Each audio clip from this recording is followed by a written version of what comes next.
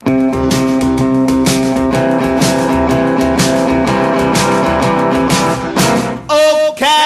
baby, what makes you look so good? Ocala, baby, what makes you look so good? Why don't you love me like I know you could? All right, just about 5 minutes after 10 o'clock. It's time for Ocala Magazine Radio. The beautiful and effervescent Kelli Hart is in the studio, executive editor of Ocala Magazine. And good morning, Kelli. How you doing? Good morning. Great. How are you this morning? Pretty good. How's the magazine? It's fabulous. It's fabulous. It's a pretty magazine. Thank you. Pretty is important, isn't it, when you're in the magazine business? Has to be pretty. It is. I mean, people like to see it and touch it and feel it, and so there's more to it than just the way it reads or the way the pages flip. There's a lot of strategy involved in making it look good. Is it literally printed in Ocala? Is it sent off somewhere? No, it is. It is sent off. It is? Because of the number of printed copies that we have. It's handled by an outside source. So. I just didn't know. I mean, Yeah. it must have a huge printing press, or am I wrong about? What am I imagining? The wrong stuff, or am I imagining old stuff? No, you're right. I mean, the way that it works, I'm sure there's a lot more digital technology involved than it used to be. Yeah. I know when I first started working for Ocala Magazine, Linda Marks, of course, the publisher, was telling me how prior to internet, prior to computer, Ocala Magazine is going on its 35th year in business, and there was a day where there was no computers, and the way that we lay out our blink plans and make everything digital and are able to make corrections online and through programs, that was not available to her. And she said there were nights where she would cut things out and tape them, and they would make these copies, and she'd lay everything out, literally laying it out on the floor. Wow. In numerical order, and to do all of her edits and things. So I'm thinking, wow, technology has come such a long way. And we're grateful for it. Now, I'm trying to remember the magazine in its early days. Was it a smaller size? It was. Okay. Yes, it was more of like a digest. Oh, size. right. Yes. And it was more like it didn't have the square back, square spine. It had more of a, I don't know what you call that, almost like a, I don't know the technical pamphlet, name for that. But I remember it was in all the hotels that if you wanted it, that's where you got it. It has changed. Yeah, it has changed so much. I think the evolution of the magazine is a really kind of a fun history there. I mean, 35 years is very impressive. It's very impressive. I've often thought, not that I want to move away, but if I ever did, I would subscribe to Ocala Magazine. Oh, we would hope so. Do you do that? Okay. Yes, absolutely. And it arrives in the mail? Yes. In a brown wrapper or something? I don't know how it arrives wrapped, but I'm sure it looks very presentable. Because I'm familiar with that. I'm familiar with getting a magazine in the mail like that. Sure. Yeah. Well, I know last week I had a guest, so I wasn't really able to go into the FMA awards that we won. Right. I wanted to be able to speak with our guest on the feature that we talked about last week, but that's why this week I wanted to kind of set aside the time to do just what we're doing now, and that's to really boast about the magazine, because it's such an opportunity for us to share with Ocala, but then when we get rewarded, it lets us know that what we're doing is spot on. And a few weekends ago, we had the opportunity to go as a team down to Orlando and to the FMA Awards, which is the Florida Magazine Association. And there was a conference involved, which is always a lot of fun because it gives us a chance to just kind of be sponges. So we go into rooms and we get to talk to people who are professionals in their field, writers and photographers, editors, publishers, printers, and pick their brain about what we can do to make our publication even better. And so that's what we did a few weekends ago. We just spent from morning to, evening in all of these different breakout sessions, learning new things and taking away ideas. And of course, you come home so motivated. We came home with these lists of, okay, these are new things we can do, and let's implement this. Oh, really? So it's really nice. Would I get it, being a non-magazine professional? I mean, Sure. If you told me the ideas, tell me one or more than one. So for example, with the way technology is now, one of the courses, of course, one of the breakout sessions I went to, being the editor and a writer, was an editor's session, and one of the things she talked about was writing to your audience. Sometimes when we're brainstorming ideas, what in the world are we going to write about? There's so many different topics, and something might be passionate to me and I might be enthusiastic about it, but if it's only passionate, if I'm the only one passionate about it, then it's not really going to be something that the general public will appreciate. And so really thinking about how we can write to our reader. And so, for example, with you guys in the radio world, of course, you have to write copy and you have to come up with creative segments all throughout the day to keep people entertained. So Right. it's just as important for you guys because no one wants to listen to something that's not of interest. So That's basically usually, targeting your yeah. reader in our case, your listener in your case, and being able to kind of think forward. And technology allows us to do that because we can find ways to search what are people searching for on the internet. And if those are the things they're that's searching. Cool. That's cool. Maybe those are the things they would be interested in reading about. So let's share notes just real quickly. Okay. In this world, we Yes. can experiment a little bit. And Yes. sometimes I'm surprised. If I decide to come up with, Robin and I think of, here's an idea, let's see if it works. Oh, nobody's going to like that topic. Well, we'll do it for 10 minutes. And the phone rings off the hook. Yes. And so, wow, who knew that people would be interested in that? Does that same thing happen for you? Yes, absolutely. There have been times where we think we have this great idea and we write to it and we send it out and hear nothing back. And then there are times where we write something and think, this is a really important topic, or, oh, well, this subject came up. Is it of grave interest? Who knows? We write about it. We get emails. Wow, that was the story that everybody really was really reading. So you just never know. That's why when we do the editorial calendar and we decide what's going to go into each month, although it's usually a theme, like for example, the August issue is our luxurious living edition, but we try to have what Linda calls layers. So just because our theme might be luxury or might be health, we have to always spice things up by adding other features that are completely off topic, so that there's a multiple, areas of interest for people to read about. So tell me one that comes to mind. I'm kind of throwing you a curveball here, but I'm sure you can handle it. That you were aware that you or the magazine were pushing the envelope just a little bit, and you were so excited by it because you knew you were doing that.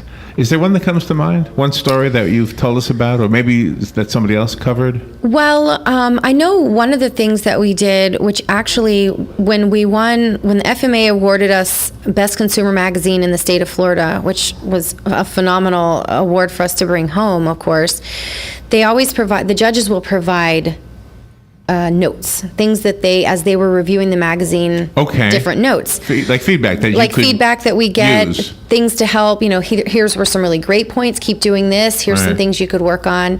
And they did point out that our topics were outside of the box thinking and creative. And one of the things that they mentioned was our wedding issue, which is when we wrote the feature on Taboo I Do. And that was our feature where we talked about perhaps considered unconventional ideas of love, relationships, and marriages.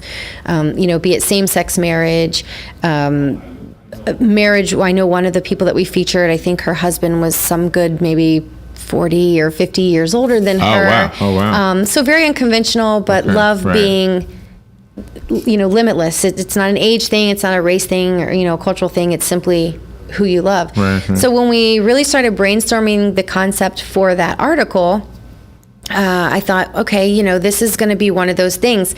Me writing it, of course, having to write it in a very unbiased way, which is hard if you really do if you have a bias and you're a writer, you don't want that bias to be overpowering when you're writing. And so I thought, okay, I have to write this in a way that I'm really just sharing these people's stories and letting the reader decide how they feel about it. And so we did that, and I thought, we're either going to get great feedback, hey, good for you guys for pointing out these beliefs in love, or we're going to get emails that are going to say, this is repulsive, we don't believe in this, how dare Ocala? Right. And you really never know. And so when we won the award for Best Consumer Magazine in the state, and they mentioned that we were thinking outside of the box and specifically listed that issue in that article, it was a sigh of relief for everybody, because we thought we're doing the right things. We're the voice of everybody. We're not just the voice of a particular set of people in Ocala. We really try to be the voice for everybody. And sometimes that comes with some negativity. But we're okay with that as long as we know we're doing it from a good place, absolutely. from I a agree, positive 100%, place. yeah. And you're never going to be able to please everybody. But we did please the judges for the FMA, so that made a difference. And it really is a testament to the management at the magazine, because they could have easily have said, no, we don't want to go there. Right. And I've had that problem, not with Sure. not with the Martones, thank goodness, but I mean, you sometimes have an idea, then you either run with it and hopefully have to apologize later, Yeah. or simply can't do it because you're told, no, don't go there. Right. Well, I think we have such a good balance at Ocala Magazine. You know, Linda is so fair and so trusting, and we don't take advantage of that because it's something we appreciate. So the fact that she trusts us to be able to be the voice for Ocala and to write for people is something that we respect. I would never, and I know this goes for everybody there, step outside of our boundaries of what we know is positive, because we have such a reputation to uphold. You know, years ago, I'm more interested in politics now than I was when I was younger, to be honest. But I was more into music, and so I would read Rolling Stone magazine. And every once in a while, Rolling Stone would do a piece on some high-profile political figure, and the one I'm thinking of is Jimmy Carter. Now, I know there's mixed emotions about Jimmy Carter.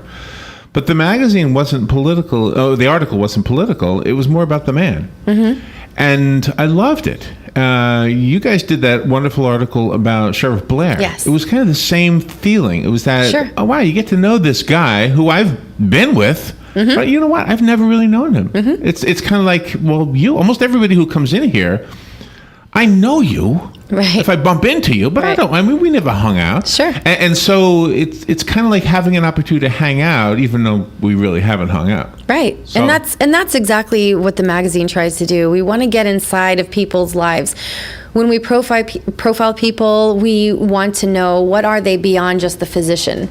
What are they beyond just the mayor of Ocala? Because what do they like to do? I mean, what do these people enjoy doing? What are they doing in the community? And it really bridges relationships between the people that we write about and the people that are reading what we write about. And that's really the goal. And it's awesome. We love for people to connect with the magazine. When we send this out every month and there's an article, maybe even just an ad or something that people see that they connect with, and they write back to us and they say, I saw this, I read it, I connected, it motivated me, awesome job. That's really what it's about. Cool.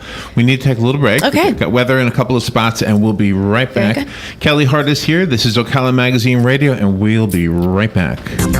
The weather is brought to you by myfwc.com. Safe boating is no accident. We'll see a thunderstorm during the afternoon. Otherwise, it will be hot with a blend of clouds and sunshine, high 93 to 95. Thunderstorms will continue this evening. Then it will be partly cloudy later on tonight, low 73 to 77. Partly sunny tomorrow with a thunderstorm in the afternoon and evening, high 93 to 96. And Sunday, periods of clouds and sunshine are likely with a few showers and a thunderstorm, high 93 to 95. From the Florida Weather Center, I'm Jeremy Pearson. They've served our country. They've kept us free. And they need your help.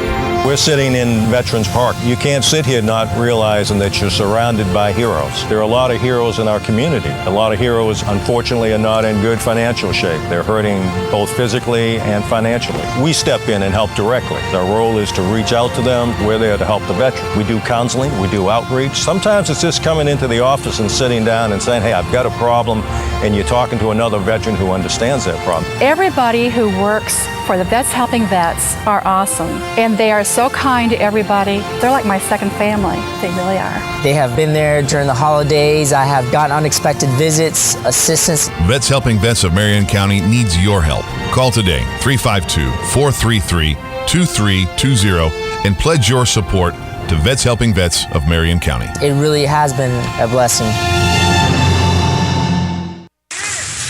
Hey Adam, those burgers gonna be done before summer's over? Maybe. Why? You got big plans for the summer? Not really. Just the usual, kids hanging around the house. How about you? Actually, I'm having Joshua get his pilot's license this summer. What? Is he old enough? Can you really do that in just the summer? Yeah, you can get your pilot's license at 17, and the summer is plenty of time. Plus, this could be the start to his career as an airline pilot. That is a great idea. I bet Tyler would love that. Actually, I would too. You guys should do it. I don't have time for that. Some of us have to work for a living, you know? Not you, no. Seriously, they work around your schedule. Really? That's cool. Where are you going? Ocala Aviation, at the airport off 60th. How'd you hear about it? I heard about it on the radio, then I stopped in. I've got a card if you want the number. Yeah, hold on. Let me get my phone. Hurry up, the burgers are burning. Okay, I'm ready. Go ahead. 861-7484. Hold on, I missed a number. Ah, such a slacker. Here it is again. 861-7484. Excellent. I'm gonna call them now. How about we eat before you start your new adventure? That's probably a good idea. You think? All right, 19 minutes after 10 o'clock. Let's return now to Ocala Magazine Radio. Kelli Hart in the studio, and we're talking about what she loves, which is the magazine. You've always been a writer, though, right? Yes. I've always been a writer. I studied journalism as an undergrad and wrote for Ocala Magazine for several years while I owned a business here in town. And so that really opened the door for this opportunity, and I couldn't be happier. I think what made winning the FMA Award so exciting for me in my first year, because everybody else that was there, they've been there longer than I. So they've already gone through the FMAs and the conferences, and so they really had a feel of what that was like. Okay. So for me, this was my first experience overall. So to sit there in a room with so many amazing professionals in different towns that have, a lot of different atmospheres, big cities, small cities, different types of magazines, it really kind of hammered home what it is that I do.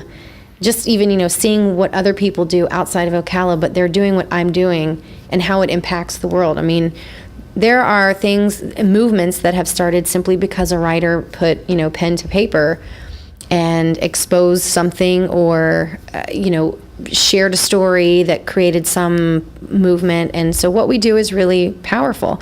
And like you were saying earlier, we do make sure that we're very careful with our content. We understand that there's this level of drama and conflict that sells. We see it on TV with reality shows. People love it, and we understand that. And there are publications that are really good at doing just that.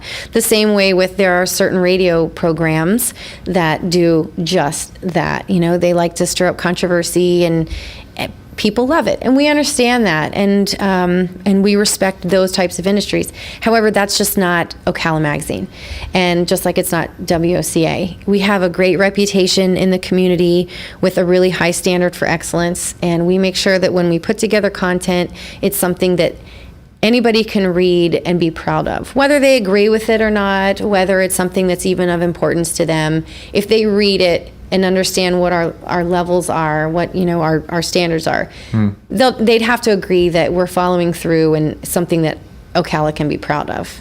So here's another sharing stories a little bit. If I am driving down, years ago, Rob and I used to do a pre-recorded show. We do a live show now, so we can't hear ourselves out there because we're here. But we used to do pre-recorded shows, and it was always so cool to stop at a stoplight and hear somebody in the next car over listening to your show. Yes. So I have a story to tell you real quickly about seeing Ocala Magazine at a hairdresser. When my mom was alive, I used to take her to her hairdresser in Homosassa. It's kind of a distance from Ocala. Yeah. And Ocala Magazine sitting right there. The newest one, not like an old one, but the current issue at that time. That's awesome. I was sitting right there, and I was thinking, boy, that's kind of like passing somebody here, hearing your own radio show. Yeah. So. Well, and because I know now, of course, where our drop-off locations are, and of course they're everywhere, and it's places that we frequent in our downtime. And I always do that very thing. Like if I go into an establishment where I know that there's a stand, I'll look to see if anybody has grabbed one, and if anybody's looking at one, and if they are, what page are they on, and what are they flipping through? Are they reading? That kind of a thing. And it's really, really exciting. And I had a similar story happen not too long after I'd started at the magazine, and I think it was maybe my first or second editor's note, which of course has my picture there beside it. And I had walked into an establishment, a restaurant here in town, and the lady right next to us had her Ocala magazine, and she was flipping through, and she was reading, and she just, happened to glance over at me, and then happened to glance down, and I saw the page she was on, and I knew what was happening. It was like it was registering. Yeah.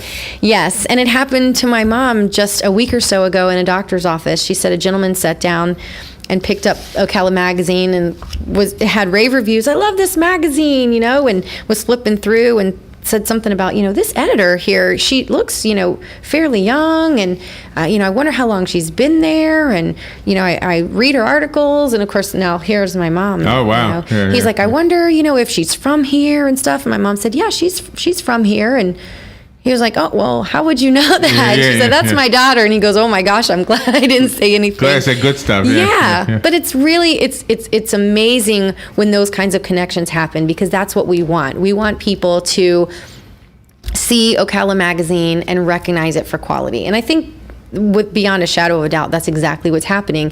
And with over 1,000 publications in the state of Florida, and us being awarded, best consumer magazine in the state of Florida, that says a lot. And the judges are outside of the state of Florida, so they're not biased as to our geographical area or what we're doing. And they are professors of journalism and publishers of major publications, and they're going through our magazine right along with the rest of them and decided that ours was the best in the state, and that speaks volumes. It lets us know that what we're doing every single day is we're doing the right things. And it says volumes about two things. This is my opinion. It's the content and the approach to the content. In other words, the magazine, the look, the everything about it is very important. But the content, the photographs, the articles, what you choose to write about and how you write things. I look at many newspapers online every morning in order to do what we do here. I can't tell you how many. You know who writes the worst? You know where the worst writers are? They're with TV stations. Oh, sure. Have you ever noticed this? They said they have no clue how to write a story. Right. They're messed up. It's a totally different type of writing, and one that I'm very glad that I'm not having to do. And I don't want to knock people that are writing for the news and, for TV and things like that. I am very fortunate in that when I sit down and write, it is an editorial feature. There's a story behind it. I'm able to write about the way people feel and what people think. And when Chris goes out and shoots pictures, he's not looking, for tragedy and controversy. He's out looking for emotion and feeling so that what I've written, my words, he can bring to life. When Jessie sits down to lay things out, she's not got a 30-second news spot that she's trying to fill. She has the ability to really spell the story out through a layout. So we're very blessed in the fact that what we do is more editorial and not just standing up, reporting facts and reporting the news and talking about the guy that, this is the news today, but let's drag up what he did 20 years ago in his past just to kind of add some conflict to the story. I mean, I know that it's out there. I watch the news. I want to know what's going on in our world, but I certainly wouldn't want to have to be the one that is writing and and I don't know what you would call that. It's not necessarily pop culture, but it's Ocala. Maybe that's what you call it. But the paths do cross. For example, you had the Olympic story in there. Yes. And the paths cross. That was news. Plus, it was of interest locally, and there was so many more angles to that. So. Yes, it was news, and what we were doing when we sit down with people, just like that story and any other, when we interview somebody, we want to get all of the good stuff that we can find out. If you're doing something in the community that's great, that's what we want to know about. We don't want to know who do you not like, who are you at war with, how do you feel about your estranged spouse. And you get those calls, right? Yeah. And, that's sometimes what people want to do you get dig up. Do you get the covert advertisement? Would you write about my business? All the time. Yeah. All the time. And I understand, hey, it's worth a shot to reach out and say, hey, I'm opening this new business, and I think it's, I really think it's worth writing about. And of course it is. Anytime there's a new business or something generating revenue in Ocala, it's awesome. And I would love to be able to write about everything that everybody emails me about. But the fact of the matter is, it's still a business. And so we still have to maintain the ratio of what we're doing for editorial to sales, or else we're not able to give away such a beautiful magazine for free to our community. So we depend on those things.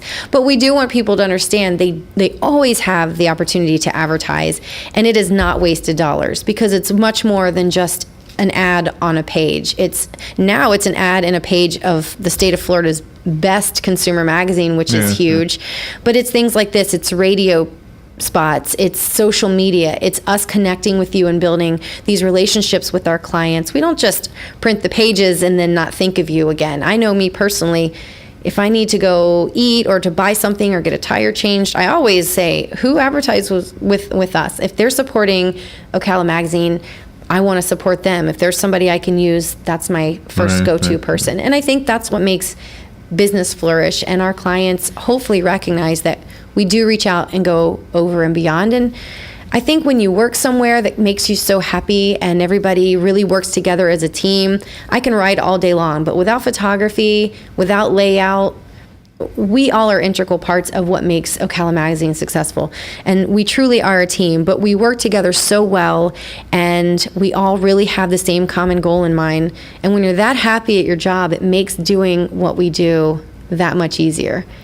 Congratulations on Thank the you. awards. And I think awards like that are kind of a way to let you know that you're doing something right. We can write you all the glowing letters that we can, but Right. when you get it from an organization like that, I think it makes a big difference for you. It does. It's a huge deal, and we couldn't be prouder. And we know that if not for our readers and for our clients and advertisers and the people that support us, Ocala Magazine wouldn't even be possible. And we've had support from this community for 35 years, and God willing, we'll be out there for many, many, many more. Thank you, Kelly. Thank you. Have a great weekend. We'll be right back.